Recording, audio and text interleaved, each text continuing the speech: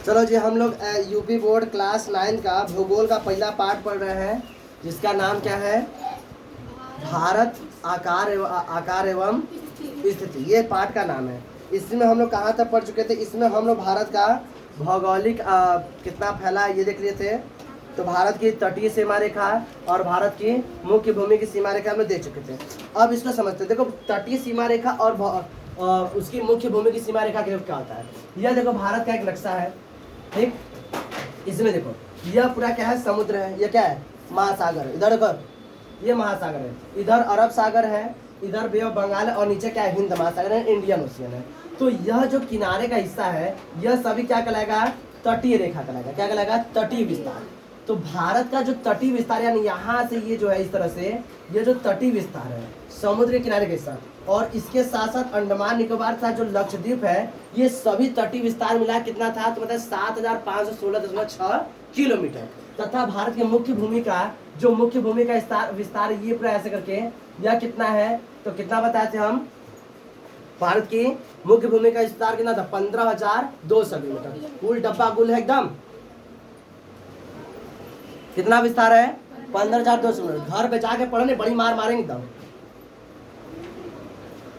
तो भारत की मुख्य भूमि का विस्तार कितना है? 15,200 किलोमीटर। और समुद्र के किनारे का तटीय विस्तार कितना है? कितना? समुद्र किनारे का तटीय विस्तार अंडमान निकोबार तथा लक्षद्वीप को मिला के 7,516.6 किलोमीटर। याद है?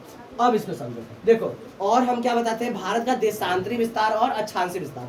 अक्षांशीय विस्तार क्या होता है? देखो, ग्लोब पर जो काल्पनिक रेखा है, उसके विषुवत रेखा है, वो जो उसका भूमध्य रेखा के क्या होती है? पैरेलल, यानी कि समांतर खींच जाते हैं। उससे क्या बोलते हैं हम लोग? उसे क्या बोलते हैं? अक्षांशीय रेखा। क्या बोलते हैं? अक्षांशीय। तो अक्षांशीय इस तरह से खींचा जाएगा। कैसे? इस तरह से। अक्षांशीय इस तरह से खींचा जाएगा। बात समझ रहा है? तो भारत का जो अक्षांशीय विस्तार है नीचे से ऊपर, तो पूरा बता दे कौन से हेमिस्फीयर में? तो नॉर्थन हेमिस्फीयर में, उत्तरी गोलार्ध में। तो यह पूरा यहाँ से लेकर यहाँ तक अक्षांशीय विस्तार कितना था? याद है? 8 डिग्री 4 मिनट से लेके 8 डिग्री 4 मिनट नॉर्थ से लेके 37 degree 6 minute north. 8 degree 4 minute north से लेके 6 मिनट नॉर्थ। तथा इसका देशांतरी विस्तार यानी यहाँ से 68 डिग्री 7 मिनट ईस्ट से लेकर 97 डिग्री 25 मिनट ईस्ट तक। यह इसका क्या था? देशांतरी विस्तार। क्या था? देशांतरी विस्तार। अगर हम ध्यान से देखें तो इसका अक्षांशीय विस्तार तथा देशांतरी विस्तार दोनों कितना है? 30 डिग्री है। बात सुनाई? इसका अक्षांशीय विस्तार तथा इसका देशांतरी विस्तार दोनों कितना है? 30 डिग्री है। बात सुना रहा है? दोनों 30 डिग्री। फिर भी हमें देखने पर ऐसा हमें प्रतीत होता है कि इसका पूरब से पश्चिम का विस्तार उत्तर से दक्षिण के विस्तार से कम है। देखने में लग रहा है ना कि पूरब से पश्चिम का विस्तार उत्तर से दक्षिण के विस्तार से कम है। अगर हम इसका न्यूमेरिकल वैल्यू लिखे तो भी हमें कम ही लगता है। तो भी क्या लगता है? कम ही। लेकिन होता क्या है? अक्षांशीय देशांतरी विस्तार दोनों लगभग बराबर है, 30 डिग्री है। दोनों क्या है? बराबर है, 30 डिग्री है। लेकिन हमें यह देखने पर ऐसा लगता है कि इसका पूरब से पश्चिम का विस्तार तथा उत्तर से दक्षिण के विस्तार से कम है।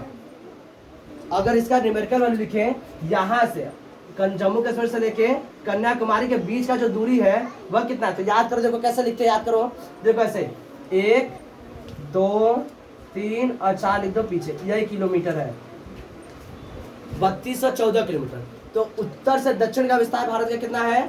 3214 किलोमीटर। 3214 याद कैसे करोगे? 1 2 3 और फिर 4 पीछे भेजो।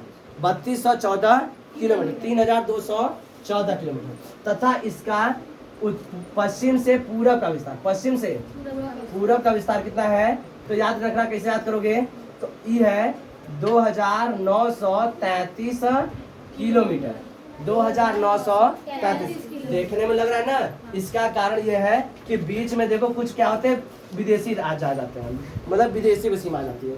इसलिए हमारे भारत का सीमा क्या होता है? थोड़ा सा लंबाई कम हो जाती है। भाई यहाँ देखो, यहाँ गुजरात है ऐसे करके, यहाँ पर बीच में नेपाल आ गया तो भूटान आ जाता है। तो ये नेपाल आ गया, भूटान आ गया, तो इसलिए हमारा क्या होता है? थोड़ा सा कम हो जाता है। लेकिन अक्षांशीय देशांतरी विस्तार दोनों क्या लगभग 30 डिग्री का है। यह कारण होता है। अब इतना देखो ध्यान से, तो इसमें दो विस्तार है। देखो यहाँ पर इसको समझते रहो, भारत का अक्षांश तथा देशांतरी दोनों विस्तार लगभग कितना है 30 डिग्री का है, परंतु देखने पर उत्तर दक्षिण का विस्तार अधिक लगता है। किससे?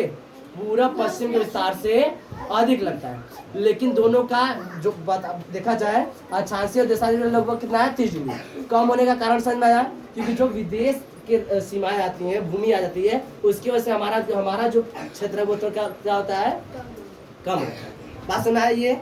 अब देखो आगे, अब देखो भारत का उत्तर दक्षिण विस्तार बता दिया 32-14 किलोमीटर। उत्तर दक्षिण का विस्तार 32-14 कैसे याद करोगे? तो 1 2 3 और 4 इधर 32 से 14 किलोमीटर, तथा पश्चिम से पूर्व का विस्तार कितना है 2933 किलोमीटर। पास में रहा है। अब देखो इसमें दो विस्तार आते हैं, एक आता है देशांतरी विस्तार, एक आता है अक्षांशीय विस्तार। तो देशांतरी विस्तार यह प्रभावित करता है, यह पूर्व से पश्चिम की ओर सूर्योदय को प्रभावित करता है। किसको प्रभावित करता है? सूर्योदय को। बात समझ रहे हैं? यही पर ना समझते जाकर देखो, देशांतरी का मतलब होता है ऐसे जो लंबे लंबे, ऐसे लंबे ग्लोब पर जो नॉर्थ पोल यानी कि जो उत्तरी ध्रुव और दक्षिणी ध्रुव को जो सीमा रेखा, जो काल्पनिक रेखा मिलाती है उसे क्या बोलते हैं हम लोग? देशांतर रेखा बोलते हैं। क्या बोलते हैं? देशांतर। ये सभी काल्पनिक रेखा है, सभी क्या है? काल्पनिक रेखा है। तो ये सभी, अब देखो एक रेखा यहाँ से आया होगा, अभी ग्लोब दिखाएंगे तो पूरा रेखा तुम लोग देखना, तो ग्लोब पर पूरा रेखा बना होता है। तो एक रेखा देशांतर रेखा यहाँ से आया होगा, जिसका कितना है 68 डिग्री 7 मिनट ईस्ट है। इसका कितना है 97 डिग्री 25 मिनट ईस्ट है। यह देशांतरी रेखा, यह प्रभावित करते हैं सूर्योदय को। किसको? सूर्योदय को। किसको प्रभावित करते हैं? सूर्योदय को। सूर्य उदय किधर से होता है? तो पूरब से उदय होता है। हमें देखने पर ऐसा प्रतीत होता है कि सूरज निकल रहा है किधर से? पूरब से, जबकि ऐसा नहीं होता है। कौन घूम रहा है? हमारी पृथ्वी ऐसे घूम रही है। हमारी पृथ्वी क्या कर रही है? पश्चिम से पूरब की ओर घूम रही है। किधर से? पश्चिम से। और सूर्योदय लगता है पूरब से पश्चिम की ओर आ रहा है, पूरब से पश्चिम से। तो सूर्योदय यहाँ पर ऐसे पृथ्वी है, तो हमें लगता है सूरज ऐसे निकल रही, सूरज ऐसे निकल। अब ऐसे समझो, अब ऐसे समझो, जैसे मान लेते हैं कि हम यहाँ पर खड़े, हम यहाँ पर खड़े, और तुम लोग ऐसे सीधी में न रह के गोल में हो। कैसे हो? गोल में। कैसे हो? ऐसे गोल में। अब बताओ, इसको देखो ध्यान से। अब जैसे मान लेते हैं, इसको इरेज करते ऊपर वाला, ये ऊपर वाला लिख चुका ना, चलो इसको इरेज कर देते हैं। ऐसे समझो, ये चीजें ऐसे गोल है, ये क्या है? इस तरह से गोल है। अब मान लो यहाँ पर कोई चीज आएगी, कोई चीज आएगी, तो पहले कौन देखेगा? ये वाला, ये देख पाएगा, ये छुप जाएगा। यही हमारी पृथ्वी के साथ होता है। ये हमारे किसके साथ होता है? धरती के साथ।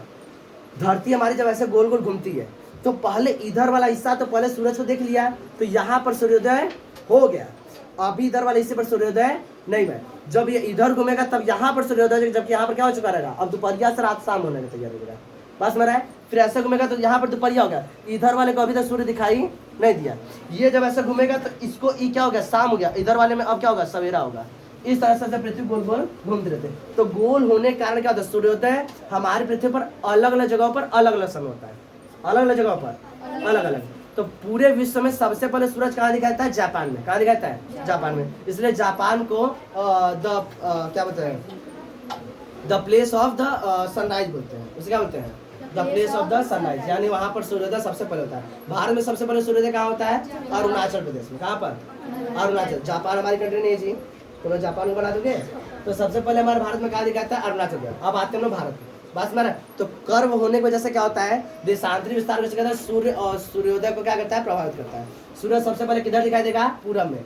फिर उसके बाद किसको दिखाई देगा? पश्चिम। बस मेरा अब देखो, तो सूरज सबसे पहले कहाँ दिखाई देगा? पूरब में, यानी अरुणाचल प्रदेश में दिखाई देगा।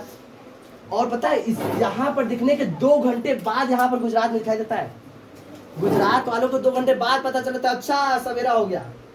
2 घंटे बाद। सोचो, मतलब यहाँ से यहाँ का टाइम गैप कितना हो गया? 2 घंटे का। कितना हो गया?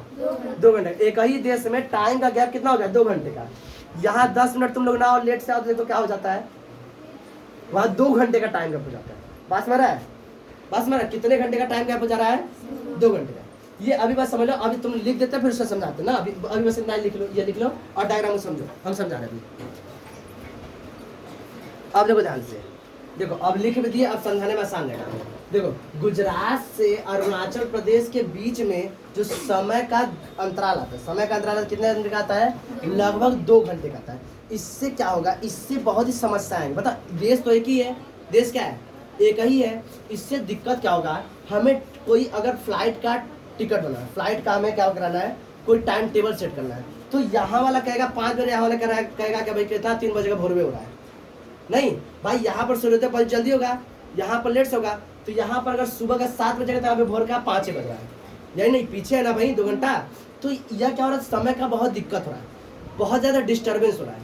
तो इसको इस समस्याओं को निवारण करना चाहिए। भाई देश एक है तो समय एक होना चाहिए, जब देश एक है तो समय क्या होना चाहिए, एक ही होना चाहिए। तो इसकी समस्याओं को, इस समस्याओं के निवारण हेतु तो क्या किया गया है कि एक देशांतर रेखा मतलब कई देशांतर रेखा है ना, देशांतर रेखा कई ठो है ना जी, तो लगे 180 360 देशांतर रेखा है, ठीक। उसमें से एक देशांतर रेखा जो उत्तर प्रदेश के मिर्जापुर जिले से होकर गुजरती है, कहाँ से, उत्तर प्रदेश के मिर्जापुर जिले से होकर ये गुजरती है, ठीक है, यही है ना, किसके बगल वाला है, कोई भी नहीं, नाम याद रखना बस। उत्तर प्रदेश के मिर्जापुर जिले से होकर गुजरती है, जिसका मान कितना है, 82 डिग्री 30 मिनट पूर्व, 82 डिग्री 30 मिनट पूर्व। इस देशांतरी रेखा को भारत में मानक व्यामोत्तर रेखा माना गया, मानक व्यामोत्तर रेखा माना गया। क्या बताओगे कि भारत के गुजरात तथा अरुणाचल प्रदेश के बीच में लगभग 2 घंटे का समय अंतराल आता है, कितना आता है, 2 घंटे का समय अंतराल होता है। इस समस्याओं का निवारण हेतु, इस समस्या के निवारण के लिए या हल करने के लिए एक देशांतरी रेखा जिसका मान कितना 82 डिग्री 30 मिनट पूर्व को मानक व्यामोत्तर के रूप में माना गया। किस रूप में माना गया, मानक व्यामोत्तर के रूप में माना गया। तथा इस पर जो समय होगा, यानी इस पर सूर्योदय तो पूरे भारत में सूर्योदय माना जाएगा, इस पर सूर्यास्त तो पूरे भारत में सूर्यास्त माना जाएगा। भले यहाँ पर सूरज अभी दिख ही रहा है, लेकिन माना क्या जाएगा, सूर्यास्त। बात सुना रहा है, यानी इस पर कहेंगे दोपहरिया का 12, तो योग कहेगा दोपहरिया का 12 भी कहेगा दोपहरिया का 12। और बताओ टाइम टेबल बनाने में कोई दिक्कत नहीं, दिक्कत ना। तो इसी समस्या को हल करने के लिए देशांतर रेखा 82 डिग्री 30 मिनट पूर्व को पूरे भारत में मानक व्यामोत्तर रेखा माना गया। इस पर जो समय होगा वो पूरे भारत में समय को क्या कर लिया गया, स्वीकार कर लिया गया। क्या कर लिया गया है, स्वीकार कर लिया, जिससे कई प्रकार के समस्याओं क्या कर दिया जाएगा, हल कर देगा। अब पूरे देश में एक देश एक समय हो गया, एक देश एक समय होगा, भले भेष अलग है। बात समझ रहा है, तो इस समस्या निवारण किया गया, इसके समय को पूरे भारत में क्या कर लिया गया है, एक समय के रूप में स्वीकार करेगा। यह जो व्यामोत्तर रेखा है, यह उत्तर प्रदेश के मिर्जापुर जिले से होकर गुजरते, कहाँ से, मिर्जापुर जिले से होकर गुजरते। इसका मान कितना है, तो 82 डिग्री 30 मिनट पूर्व। इसके अलावा ये और कौन कौन से राज्य से होकर गुजरती है, तो याद रखना है, यह उत्तर प्रदेश से होकर गुजरती है। इसके अलावा ये और कहाँ से होकर गुजरती है, तो ये सब याद कर लो, उत्तर प्रदेश, मध्य प्रदेश, छत्तीसगढ़, उड़ीसा और आंध्र प्रदेश।